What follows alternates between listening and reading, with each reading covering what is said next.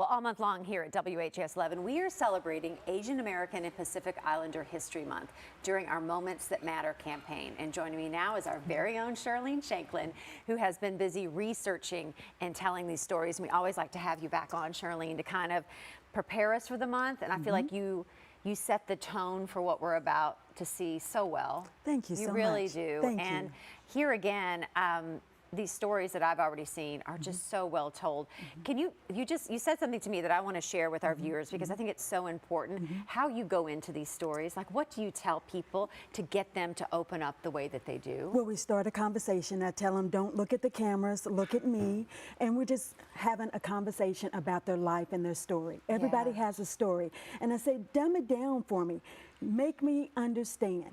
And sometimes right in the middle of the interview, I say, I don't understand. Explain it to me.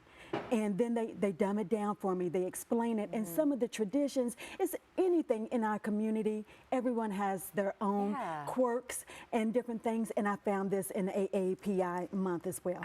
Just watching them, it's taught me, and we want viewers to learn so much about the AAPI community that are right here in Louisville. And you've already kind of done that with the first one with Amber, right? Yes, Amber Ma, and she is the program director for Crane House, Asia Institute Crane House. And this young lady is just so phenomenal, Claudia. She came to the United States in 2007 with her mother, and she always says, wherever home is where mom is. Aww. And they came from Xinjiang, China. And she was about 12 years old when she got to the United States, didn't know any English, so she learned English from watching the Disney Channel. Oh my goodness. Isn't that amazing? That's amazing. And watching the subtitles. And now her English is magnificent. It is beautiful.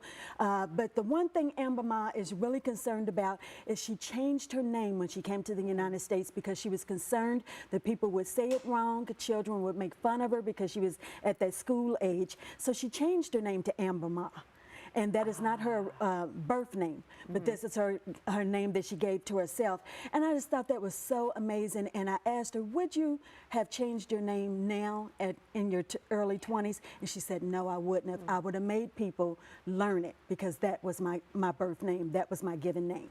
So that was one of the regrets. And what I found so unique about Amber and everybody in the AAPI organization and community, they tell me that a lot of people, when they come to the United States, they are not considered white enough or they're not considered yellow enough to be Asian.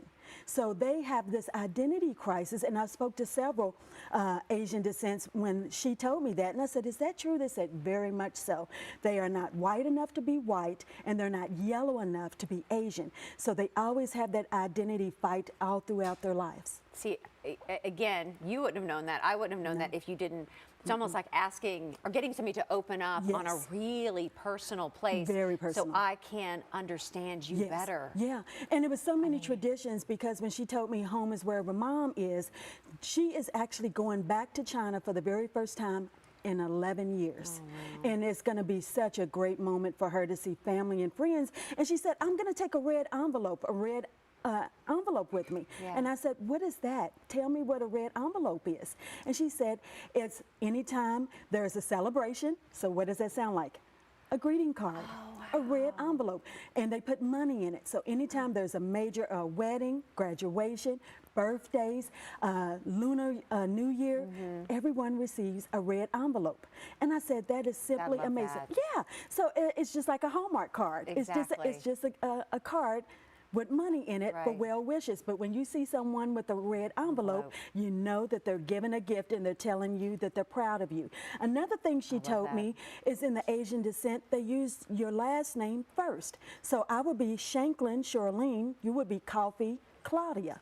And they said that they said it's because it's respect for the family. So the family's last name is the most respect. And then I asked about traditions, and she said dumplings is her favorite thing with her and her mom. And another thing, when you go to a Asian restaurant, and have you ever noticed how long the noodles are? Yes. And they're not cut in half? Why is that? There's a reason. There is a definite reason. It is longevity to life. The longer the noodle, the longer your life. I'm never going to cut noodles again. Never. We're never. going to get in there. And I told her that, and I said, that's one thing I always noticed, I that do too. when you try to pick them up, it just keeps going and going. It's because longevity of life. life. Isn't that beautiful to learn that? It is. And I bet for her too, to have you listen to that, and for her, you know, her mom is with her, right? Yes, And to hear her proudly telling the story of her heritage. Yeah, and she was so proud that when they ran this, we ran the story and showed it, her mother sent it back to the family in China because she was so proud, and she had finally had pictures of her and her daughter in the United States that they're going to get to see. There's another story that Isaiah Kim Martinez is working on too, right? Yes, well, has that aired already? Yes, it aired yesterday in our 6 o'clock newscast. And Isaiah spoke to Joe Buno, and he's also with the Crane House, Asia Institute Crane House. The FBI honored the Crane House in Washington. Really? Yes, they did. Just about 2 weeks ago. They did it beginning of this month. And the reason why they did it is because of Asian hate and because they do not speak out to law enforcement. And that's they faced a number of threats right around like Chinese New Year, the Lunar New Year this year. Yes, and that is what's going on. So the Crane House has been vital in being the liaison for law enforcement, and the FBI noticed it and reached out and honored them in Washington, D.C., along with 49 other organizations across the United States, but they were the one from Kentucky. Yeah, the Crane House is doing so much good work here. Yes, they are. We had them on earlier in the year, and I'll tell you, I'll be honest, that was like the first time I'm like learning about the extent of what they do. Yes, and you really need to go to the Crane House and take a tour, because it's unbelievable what they show you. They have a map, because a lot of us, unfortunately, when we say Asian American, AAPI month, Heritage Month, that we're bunching everybody together. And it's 40 different countries in Asia that are represented this month. So you've got Thailand, Philippines, all of those, and they're all bunched together. But there's 40 different countries represented. Very different cultures. Yes, very different. All of them. Yes. What else is coming down the road? Yeah, Isaiah is actually working on a piece that's simply phenomenal. He found an Asian descent police officer. And he doesn't work in the Louisville area, but just outside the city limits. Isaiah, and I'm not going to tell who it is because I don't want anybody else to have him. But that's a good idea. Yes, he takes Isaiah on this patrol. And representation really matters. When they see him, they talk to him. Isaiah sits down and talks to him candidly about being the only Asian descent on the police force. So it's going to just be simply wonderful. But I'm going to do another piece on the heritage, the culture, things that verify, you know, because when I found out about the not white enough and not yellow enough, that was something I never knew, and those are the things that I want to reach out to more people in the community. You know, it's only 2% in the state of Kentucky of Asian Americans in Kentucky, and it's 3% in the city of Louisville. I had no idea. So yeah, so that the percentage is very low. Story. Just to, you know, sometimes we don't know.